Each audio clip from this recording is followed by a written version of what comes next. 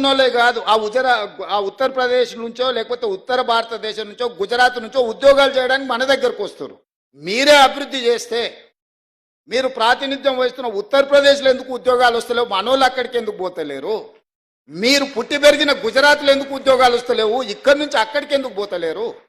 దక్షిణ భారతదేశంలో తమిళనాడు కావచ్చు, తెలంగాణ కావచ్చు, కర్ణాటక కావచ్చు, ఈ 3 రాష్ట్రాలు, చెన్నై కావచ్చు, హైదరాబాద్ కావచ్చు, బెంగళూరు కావచ్చు, ఈరోజు మన దక్షిణాది రాష్ట్రాలకు సంబంధించిన వాళ్ళే కాదు, ఉత్తరాది రాష్ట్రాలకు సంబంధించిన వాళ్ళు కూడా ఉద్యోగ ఉపాధి అవకాశాల కోసం మన దగ్గరికే వస్తారు కదా. ఛత్తీస్గఢ్, జార్ఖండ్ నుంచి, ఒడిశా నుంచి ఇవాళ లేబర్ కూడా మన దగ్గరకు వస్తున్నారు కదా. అభివృద్ధి మేం సాధించినట్ట, అభివృద్ధి మీరు చేసినట్ట అని నేను అడగదలుచుకున్న వారిని.